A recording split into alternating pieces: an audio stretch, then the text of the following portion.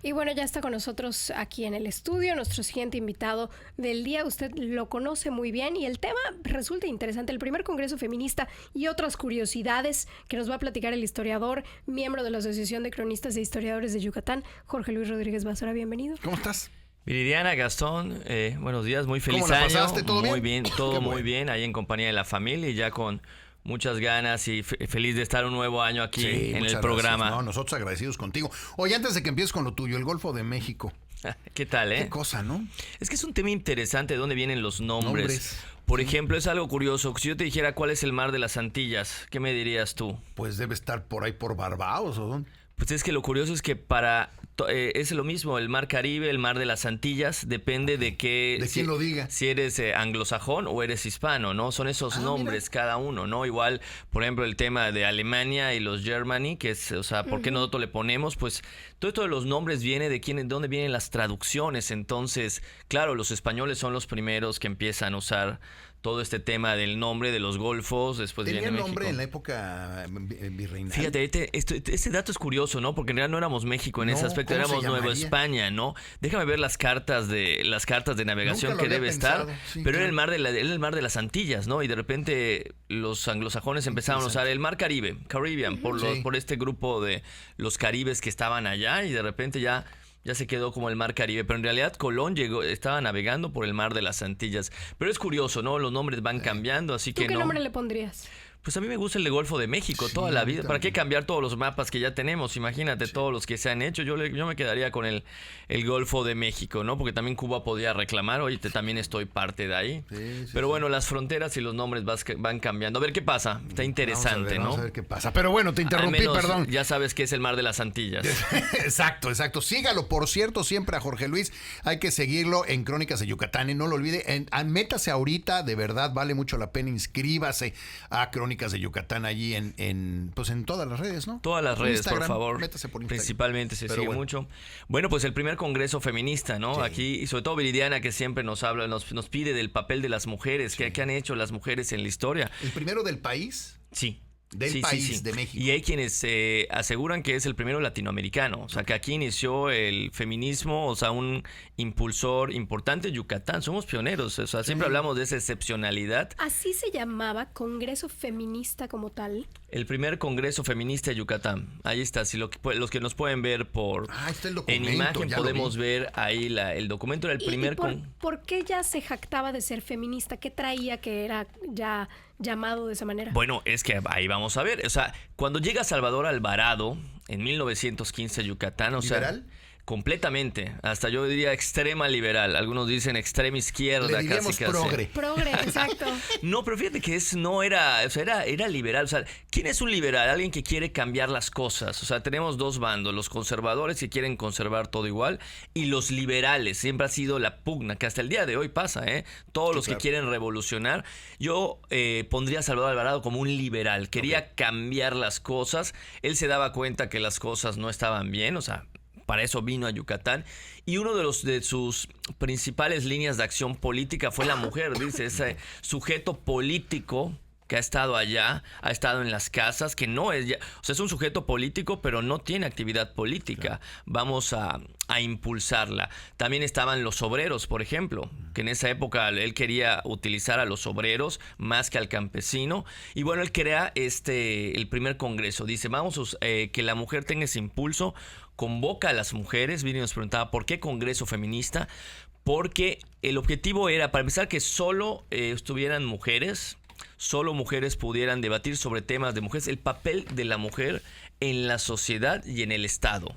¿Okay? Ese fue el tema del Congreso. O sea, ¿cuál es el papel de la mujer en la sociedad, en el Estado? Que ya nomás platicar de eso era novedad, me imagino. Pues por supuesto. Pero lo interesante aquí es que había mujeres muy preparadas. O sea, cuando...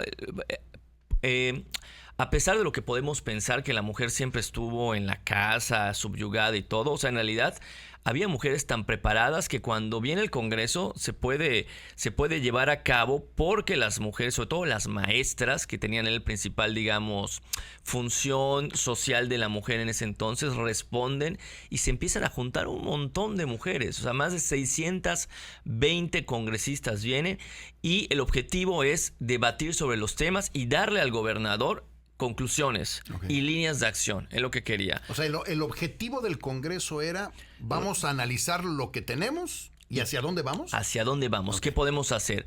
Por ejemplo, Viridiana, te voy a leer algunos temas de las convocatorias. ¿Qué temas iban a tratar?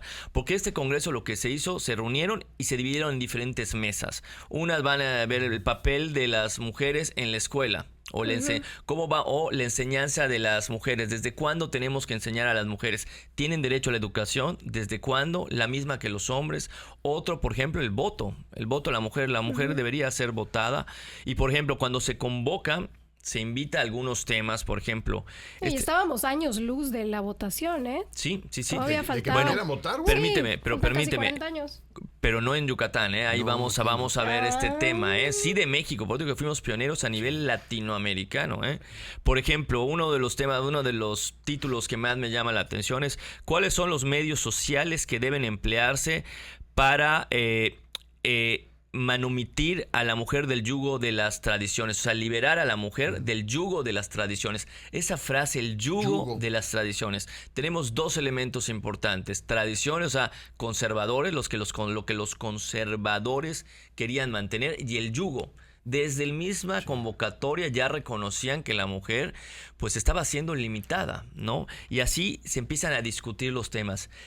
Fueron 4 días de congreso en enero de 1916. O sea, imaginémonos, en Yucatán, o sea, mientras en México se estaba haciendo los preparativos para el Congreso Constituyente, se estaban peleando ahí Carranza, villistas, Francisco Villa, Emiliano Zapata. O sea, los hombres en México seguían en guerra, estaban peleándose con las armas, y aquí en Yucatán las mujeres estaban discutiendo políticamente, o sea, todavía más avanzados, o sea, no en las armas, sino políticamente. Se reúnen 620, imagínate movilizar un congreso en esa época a nivel nacional.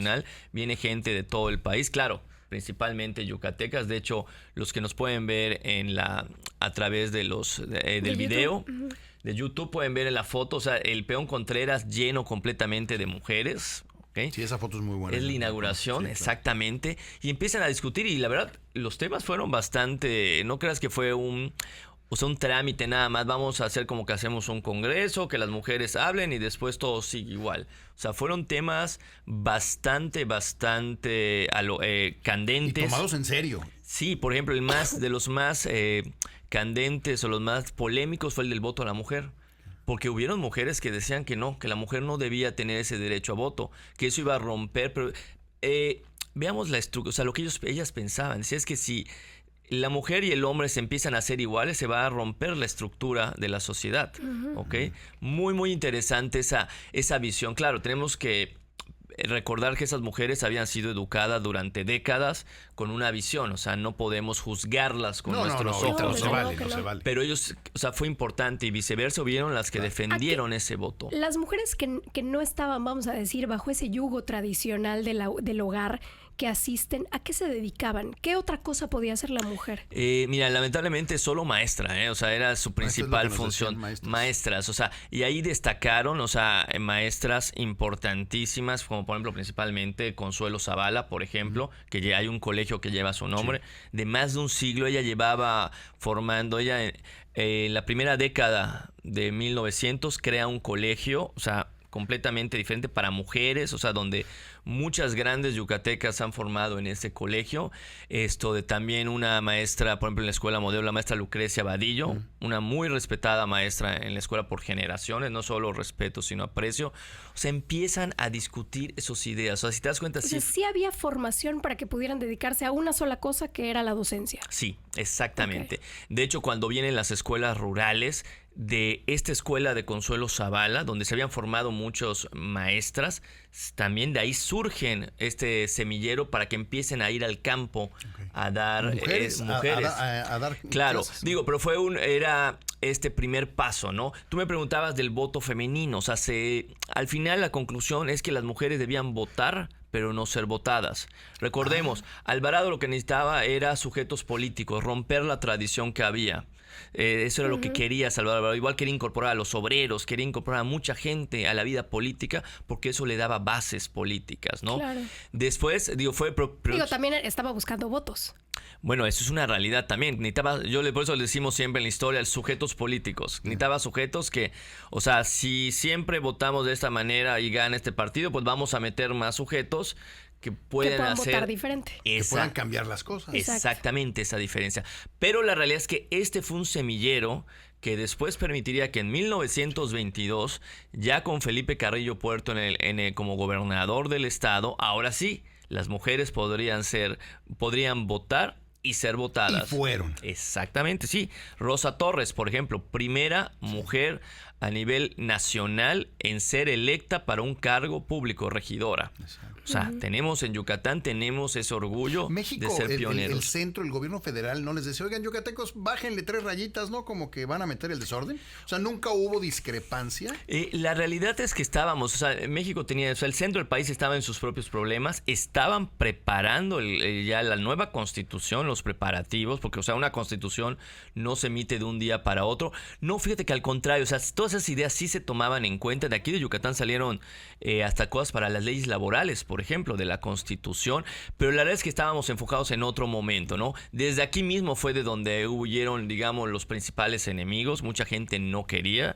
De hecho, parte de esto a Carrillo Puerto lo matan por toda esta ideas revolucionarias que tenían. Rosa Torres después, o sea, no puede tomar posesión. Elvia Carrillo no pueden tomar posesión. O sea, tenemos todo esta resistencia, pero la historia lo tiene, la primera mujer a nivel nacional en ser votada en un cargo de elección popular, lo tenemos aquí en Yucatán. Yucatán metiendo el desorden como siempre. Sí, no, es que éramos una isla, lo que siempre hemos platicado, o sea, y todo esto, la realidad es que la semilla que se sembró en 1916 con este congreso, o sea, una vez que tú le das esa voz a las mujeres, las pones a discutir, a debatir, o sea, aquí mismo ya estaban reconociendo, o sea, para liberar a la mujer del yugo de las tradiciones, o sea, ya le están diciendo a la mujer que hay un yugo y que las cosas tienen que cambiar. Y las cosas pueden no ser tradicionales. Exactamente. Yo creo que aquí arrancó todo. Ahí sí fue la chispa del feminismo nacional. Arrancó aquí, en Yucatán. Aquí a unas cuadras de donde estamos, ¿eh? Sí, se le reconoce, ¿no? Pero bueno, y esto al calor y que lo permitió y lo promovió Salvador Alvarado. Sí. O sea, y algunos dicen, sí, es que necesitaba más votos y quería que las mujeres votaran. No, él fue un hombre revolucionario. Sí. El que quiso cambiar todo por completo y muchas de sus ideas después se verían reflejadas en la Constitución de 1917. Pero para Yucatán, una historia más de orgullo nacional. De orgullo nacional. Jorge, como siempre, muchísimas gracias. No, a ustedes muchas gracias. Ahí lo tienes, Jorge Luis Rodríguez Basora. Sígalo, de verdad, vale mucho la pena. Métase, @cronista. Perdón, cronista es otro.